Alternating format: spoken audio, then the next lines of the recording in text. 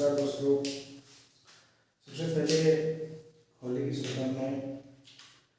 और आज पहली वीडियो है यूट्यूब पे मेरी, तो आज हम पहली वीडियो में पढ़ेंगे हिस्ट्री।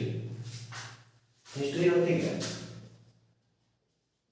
हिस्ट्री क्या होती है? जो हम क्या करते हैं कि पीछे की घटी जो भी घटनाएं होती हैं उनका संग्रह करते हैं, और इसी संग्रह को क्या कहते हैं? हिस्ट्री कहते हैं, इतिहास कहते हैं। हिंदी में इसको क्या कहते हैं? इतिहास कहते हैं।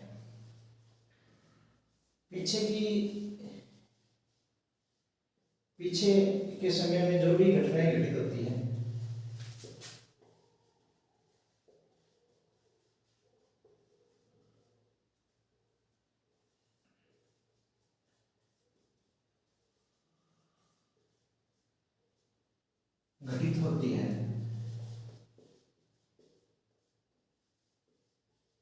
उनका संग्रह ही क्या कहलाता है?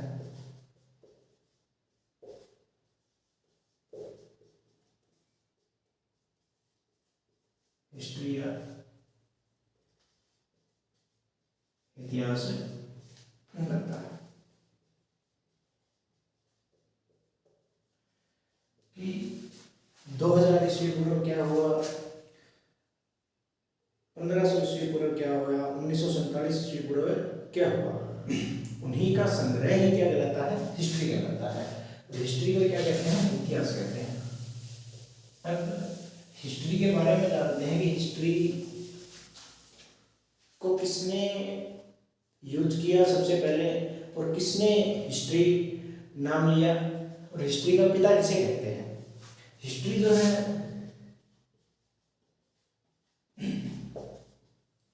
हिस्ट्री का father of history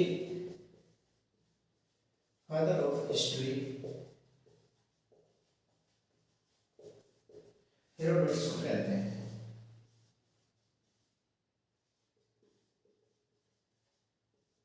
father of history Herodotus को कहते हैं। इसी हेरोडोटस को भूगोल वेत्ता भी कहते हैं। भूगोल वेत्ता भी कहते हैं। इसी हेरोडोटस को क्या कहते हैं? History, father of history. History का फादर ऑफ हिस्ट्री का मतलब होता है इतिहास का जनक। इतिहास का जनक या इतिहास का पिता बोल सकते हैं हम। और इसी हेरोडोटस को भूगोल वेत्ता भी कहते हैं। इस हेरोडोटस ने इतिहास क्यों लिखा और क्यों इतिहास के बारे में बताया, इसका एक अहम जो रीजन है वो रीजन है पेलोपोनेशियन का युद्ध। 431 ईस्वी पूर्व हुआ। इस 431 ईस्वी पूर्व पेलोपोनेशियन का जो युद्ध हुआ, यही कारण रहा कि हेरोडोटस ने हिस्ट्री के बारे में हमें बताया। और हिस्ट्री का जनक किसको कहा गया? हेरोडोटस को कहा गया, इसी कारण। और सबसे पहले हेरोडोटस को हिस्ट्री का जनक किसने कहा? एक व्यक्ति था जिसका नाम था सिरसो नाम जो था, एक व्यक्ति का नाम था सिरसो, जिसने प्रथम बार हेरोडोटस को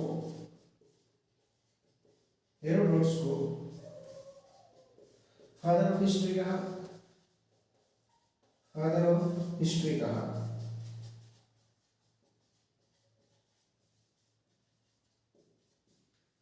फादर ऑफ हिस्ट्री कहा। सबसे पहले सिरसो ने हेरोडोटस को क्या बताया? फादर ऑफ हिस्ट्री, की हिस्ट्री का पिता कौन है? हेरोडोटस की। और हेरोडोटस जो था यूनानी था।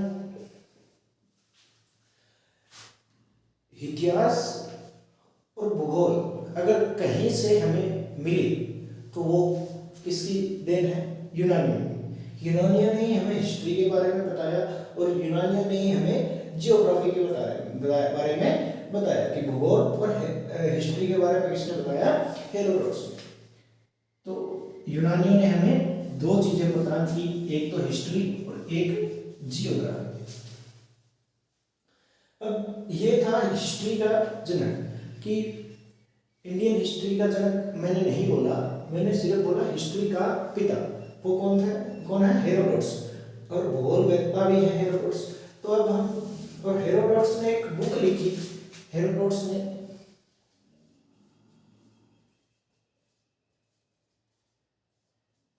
एक किताब लिखी, एक किताब लिखी जिसका नाम क्या है? जिसका नाम हिस्टोरिका है।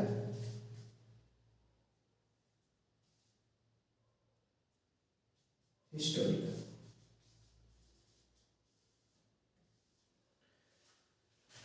इसकी किताब का नाम है हिस्टोरिका। हेरोडोटस की किताब का क्या नाम है? हिस्टोरिका। कि हेरोडोटस कौन है?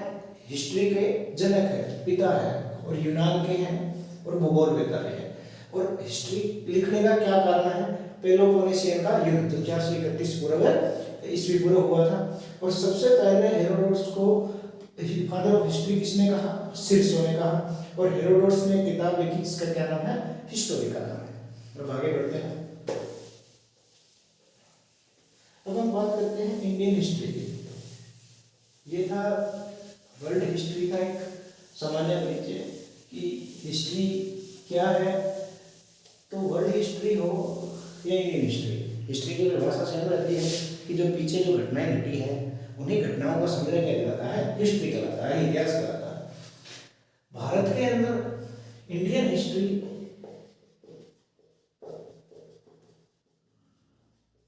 भारतीय इतिहास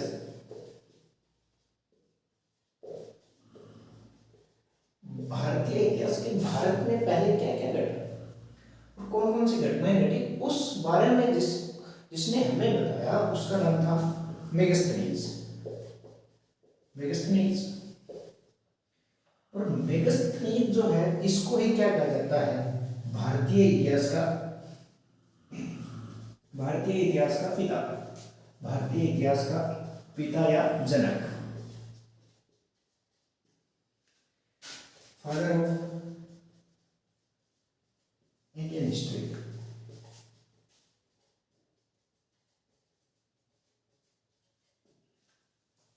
कि मेगास्थनीज को क्या बोला गया? भारतीय इतिहास का पिता बोला गया, फादर ऑफ इंडियन हिस्ट्री। तो मेगास्थनीज भाई साहब ने भी क्या किया? एक बुक लिखी और उस बुक का क्या नाम था? इंडिका।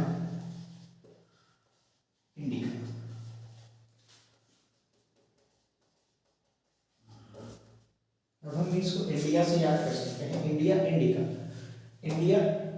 तो इंडिका बुक किसने लिखी? मेगास्थनीज ने। बहुत बार परीक्षा में पूछा जाता है।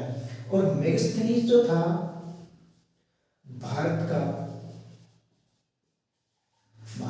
प्रथम विदेशी राजदूत भी रहा, प्रथम विदेशी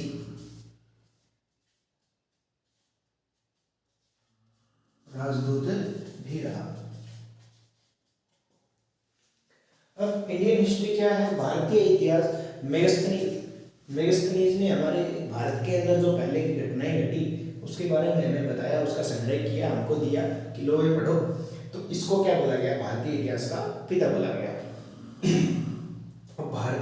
फादर ऑफ इंडियन हिस्ट्री। और मेगास्थनीज भाई साहब ने क्या किया? एक बुक लिखी जिसका क्या नाम है? इंडिका नाम है। और भारत का प्रथम विदेशी राजदूत भी कौन रहा है? मेगास्थनीज रहा है। तो मेगास्थनीज और हेरोडोटस हिस्ट्री की सामान्य परिचय में कहीं आपको दिक्कत नहीं आनी चाहिए। तो अब आगे बढ़ते हैं कि इंडियन हिस्ट्री को पढ़ना है, इंडियन हिस्ट्री को पढ़ते हैं। वर्ल्ड हिस्ट्री की भी बात आएगी, मगर पहले भारत का इतिहास जाने, उसके बाद में देश का इतिहास जानेंगे, क्या क्या रहा क्या क्या नहीं रहा। अब इंडियन हिस्ट्री जो है उसको 3 भागों में विभाजित किया गया कि प्राचीन इतिहास की ओल्ड हिस्ट्री,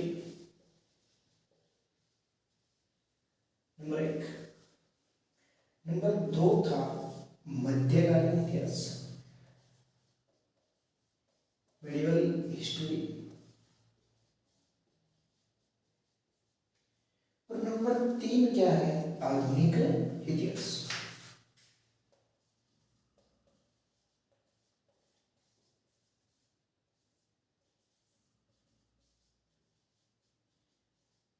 मॉडर्न हिस्ट्री, प्राचीन इतिहास जो था, इसके अंदर सबसे पहले जो बात है वो बात है कि इसके अंदर क्या था, सभी के सभी क्या थे, हिंदू राजा थे। इसमें क्या है, सभी हिंदू शासक थे। अब प्राचीन इतिहास को 2 भागों में विभाजित किया जाता है। एक है प्रागैतिहासिक काल,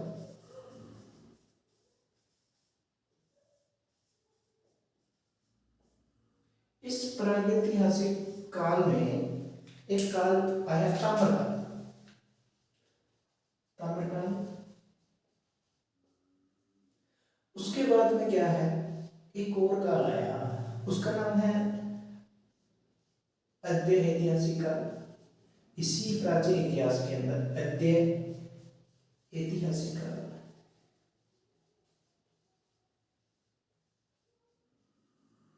इस अद्य ऐतिहासिक काल में एक सभ्यता हुई जिसका नाम है सिंधु घाटी सभ्यता। बहुत क्वेश्चन आते हैं परीक्षा में इधर से, सिंधु घाटी सभ्यता। और दूसरा हुआ वैदिक काल, इधर से भी बहुत क्वेश्चन की भरमार रहती है, वैदिक काल।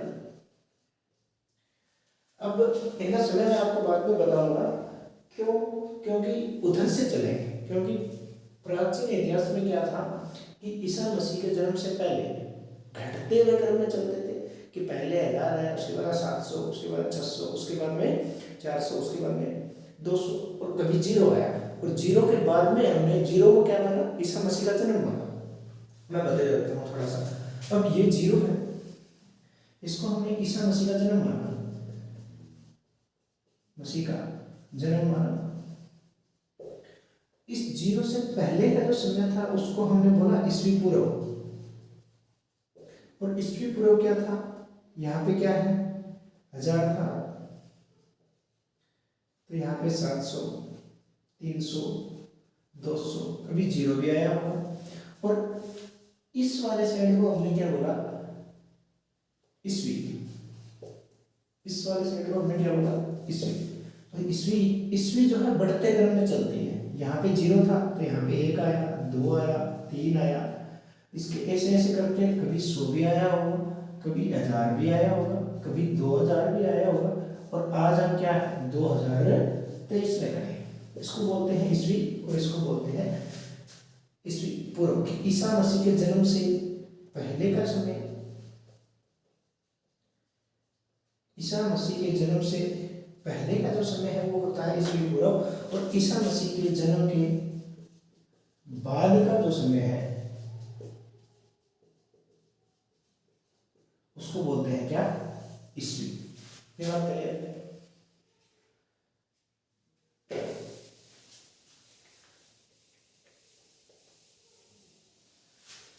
अब इसके बाद में एक और का, एक यहाँ पे आया, एक और काल आया ऐतिहासिक काल। ऐतिहासिक काल,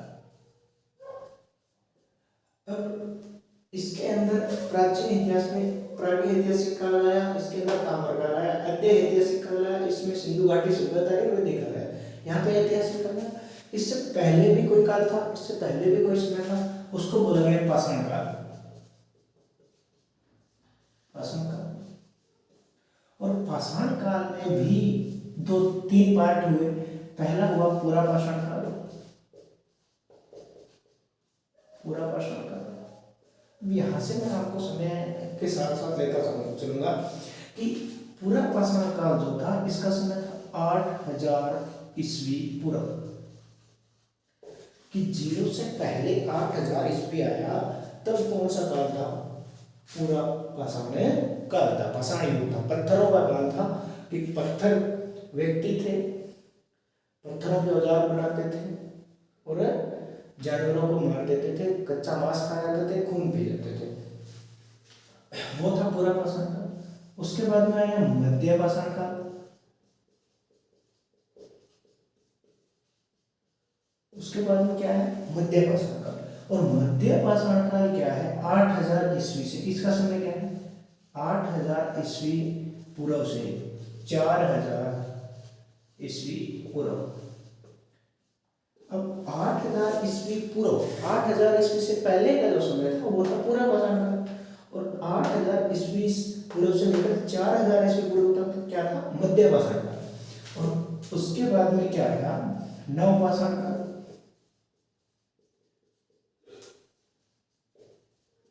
नव पाषाण काल जो है इसका समय माना जाता है 4000 ईस्वी पूर्व से 3000 ईस्वी पूर्व। नव पाषाण काल का क्या समय है? 4000 ईस्वी पूर्व से 3000 ईस्वी पूर्व। अब आते हैं ताम्र काल में।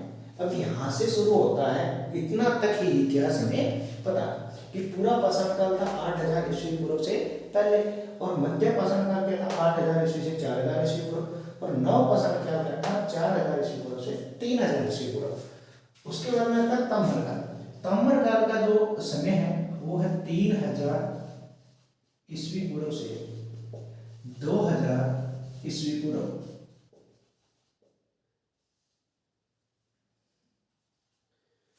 अब आते हैं ऐतिहासिक काल। सिंधु घाटी सभ्यता आ गई। सिंधु घाटी सभ्यता का समय क्या है? 2500 ईस्वी पूर्व से 2500 ईस्वी पूर्व से 1750 ईस्वी पूर्व।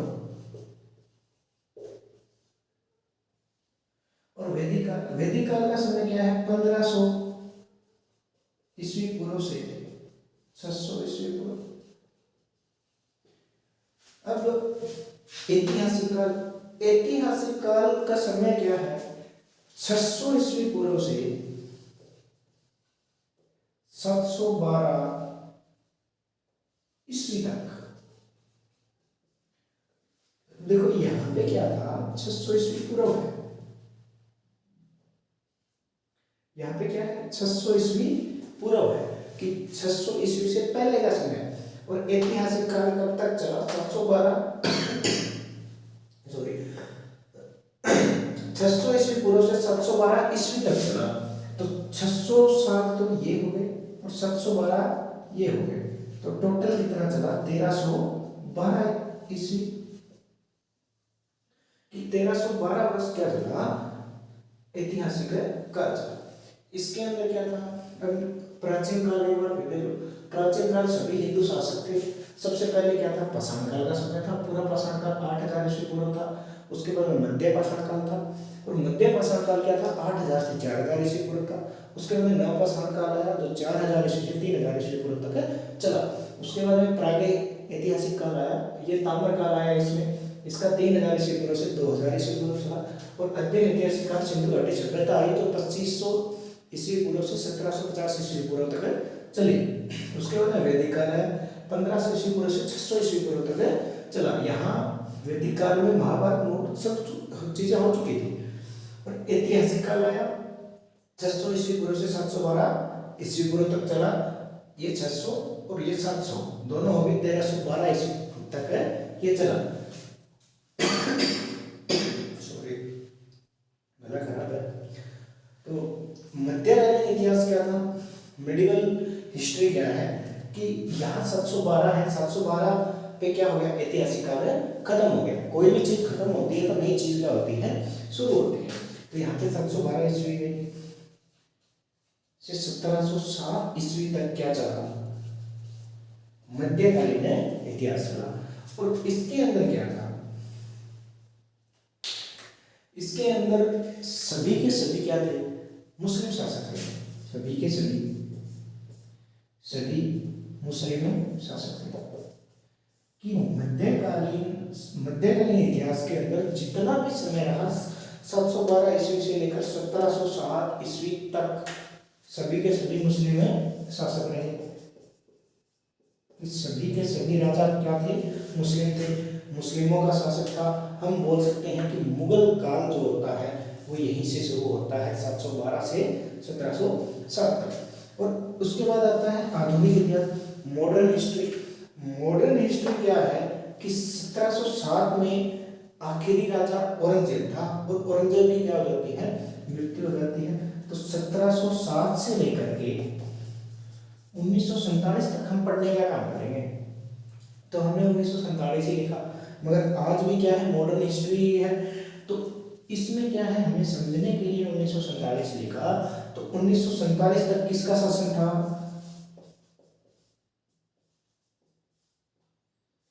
अंग्रेजों का शासन था।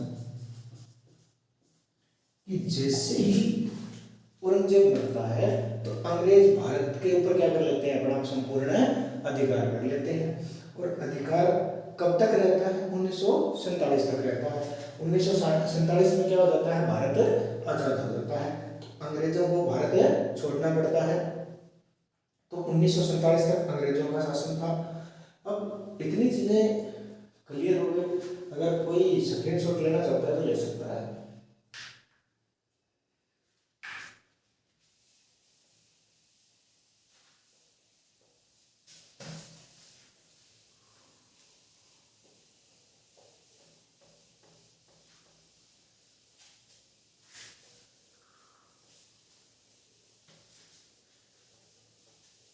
अब हम देखेंगे कि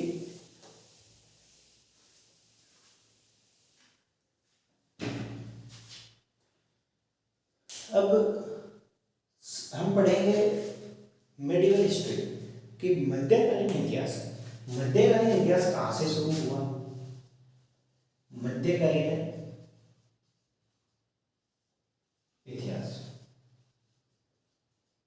मध्यकालीन इतिहास इसीलिए पढ़ रहे हैं क्योंकि परीक्षा में सबसे ज्यादा क्वेश्चन इधर से आते हैं, इधर से और मॉडर्न हिस्ट्री से आते हैं। आधुनिक और मध्यकालीन इतिहास से क्या आते हैं? क्वेश्चन आते हैं। इसीलिए सबसे पहले हम क्या पढ़ रहे हैं? मध्यकालीन इतिहास पढ़ रहे हैं। तो मध्यकालीन इतिहास जो है, इसका समय मैंने आपको बताया 712 ईस्वी से 1707 ईस्वी तक। अब 712 में क्या होता है कि हिंदू राजा जो होता है, सिंध का जो हिंदू राजा होता है, भारत का हिंदू राजा होता है, उसकी मृत्यु हो जाती है। यहाँ पे पाकिस्तान अलग नहीं है, यहाँ पे क्या है? भारत और पाकिस्तान एक है।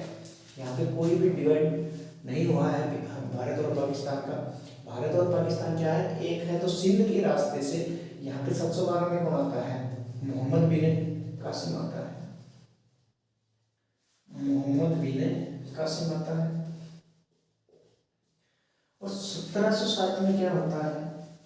1707 में औरंगजेब का शासन था, और औरंगजेब की क्या हो जाती है? मृत्यु हो जाती है।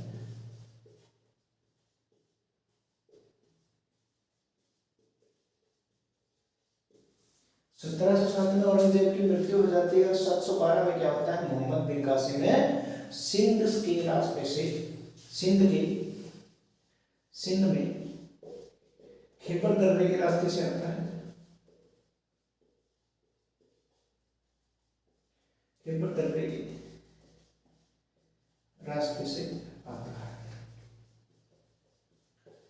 अब इससे पहले इसका पिता मोहम्मद बिन कासिम का पिता आया था, मगर वो भारत के हिंदू राजा को नहीं हरा पाया, इसलिए दोबारा कौन आया?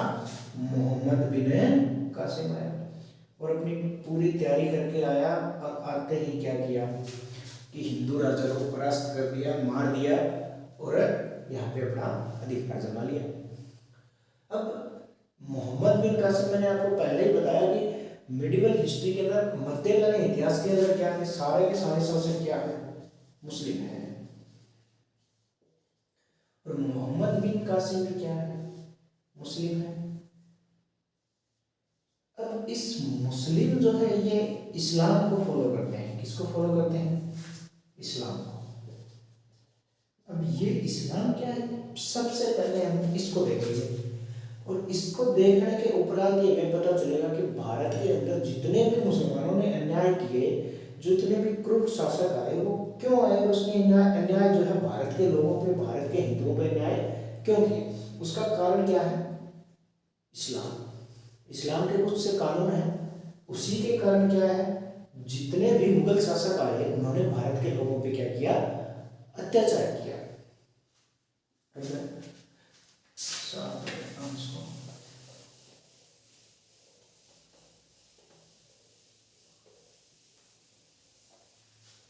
अब क्या है, इस्लाम कैसे, सबसे पहले देखते हैं इस्लाम कैसे बना।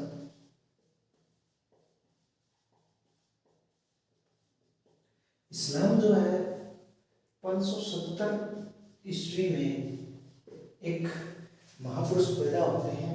इस्लाम के लोग, जो मुस्लिम लोग हैं, वो बोलते हैं कि एक महापुरुष पैदा हुए, उसका क्या नाम है, 570 ईस्वी में जन्म होता है। जन्म हुआ किसका, हजरत मोहम्मद पैगंबर का।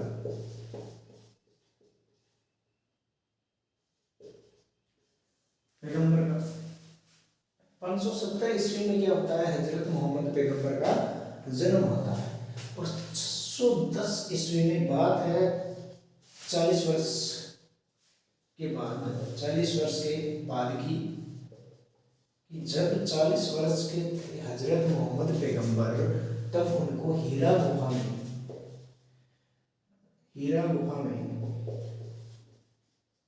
ज्ञान प्राप्त होता है। अब ज्ञान प्राप्त होता है, सभी महापुरुषों को भी गुफा में ही ज्ञान प्राप्त होता है। सबसे वाले को भी गुफा में ज्ञान प्राप्त हुआ था। तो बाकी तुम देख लेना। 570 ईस्वी में हजरत मोहम्मद पैगंबर कहाँ पैदा हुए, सऊदी अरब। सऊदी अरब में पैदा हुए, मक्का के अंदर। मक्का और मदीना अलग अलग क्या है, दो जगह है। ये मक्का है, ये मदीना, अलग अलग दो जगह है। और सऊदी अरब में पैदा हुए, मक्का के अंदर कौन, हजरत मोहम्मद पैगंबर। कब, 570 ईस्वी में। 610 में हीरा गुफा में ज्ञान प्राप्त हो गया। तो जैसे ही ज्ञान प्राप्त हुआ, गुफा से बाहर आए, तो 622 ईस्वी में मदीना चले गए।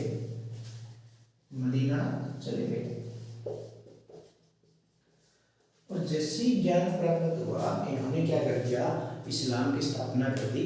मुस्लिम मनाने शुरू कर दिए, इस्लाम की स्थापना कर दी, धर्म बन गया इस्लाम।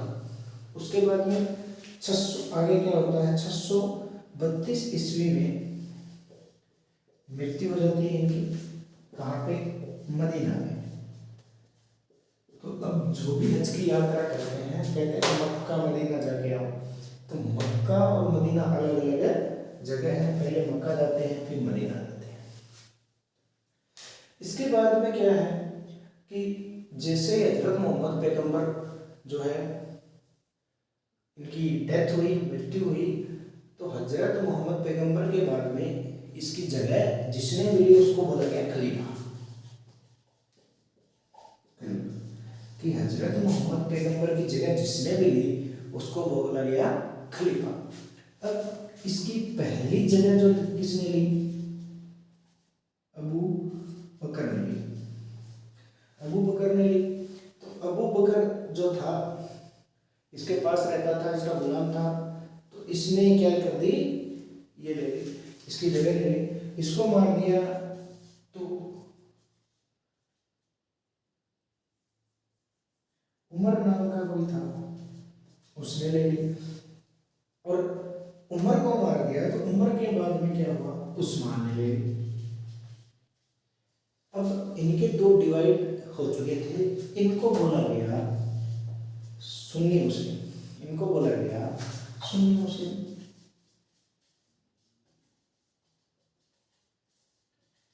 सुन्नी मुस्लिम। अब लोगों में ये था कि ये इनकी जगह नहीं ले सकते क्योंकि ये गुलाम है, इनकी जगह हम लेंगे। तो लगातार ये मर रहे थे। उसके बाद में एक व्यक्ति जो है चौथे नंबर का बना, वो है अली। और 5वें नंबर का जो बना वो है हुसैन।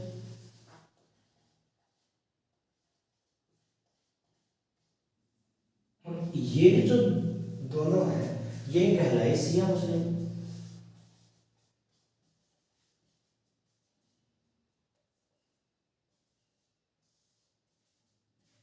अब सुन्नी मुस्लिम और शिया मुस्लिम दोनों में कांटे की टक्कर है, आज भी है, दोनों आपस में लड़ते रहते हैं। कई कंट्रीज में सुन्नी मुस्लिम है, कई कंट्रीज में शिया मुस्लिम है, दोनों आपस में हमला करते हैं। सीरिया में क्या हो रहा है, यही हो रहा है, दोनों आपस में लड़ रहे हैं, बस यही कहानी है।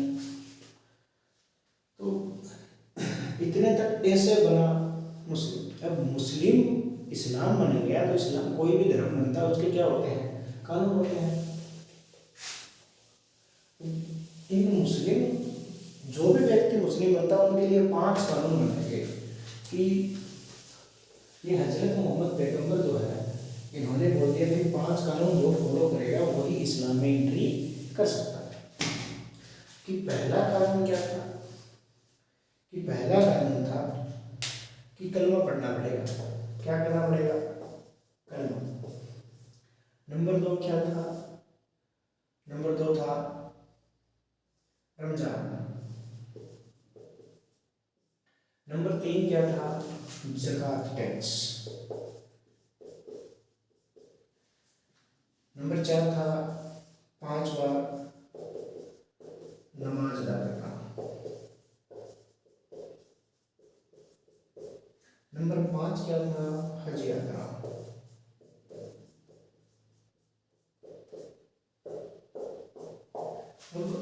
कोई भी होगा उसको क्या करना पड़ेगा, कलमा पढ़ना पड़ेगा। रमजान क्या है, 1 महीने क्या करना पड़ेगा, रोजा करना पड़ेगा भाई, रोजा करना पड़ेगा। और ज़कात टैक्स क्या है, धर्म को बढ़ाने के लिए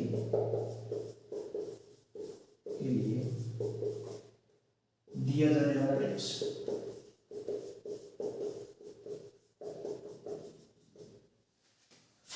और 5 बार नमाज अदा करना क्या पड़ेगा कि 5 बार नमाज को 1 दिन में पढ़ना पड़ेगा। इसको हम किबला भी बोल सकते हैं, किबला भी कह सकते हैं। और हज यात्रा क्या है कि मक्का और मदीना की यात्रा करनी पड़ेगी। मक्का और एक बार जिंदगी में अपने मक्का और मदीना की यात्रा करनी पड़ेगी। और इसी हज यात्रा को क्या बोला गया, हिजरी संवत।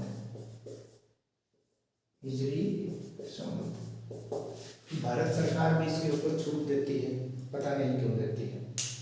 ये 5 कानून बनाए गए और इन्हीं कानून धर्म को बढ़ाने के लिए दिया जाने वाला टैक्स था। ये मोहम्मद बिन कासिम ने आकर इसका नाम बदल दिया और नाम बदल के भारत के लोगों पे थोप दिया कि या तो मुस्लिम बनो और या क्या दो, टैक्स दो।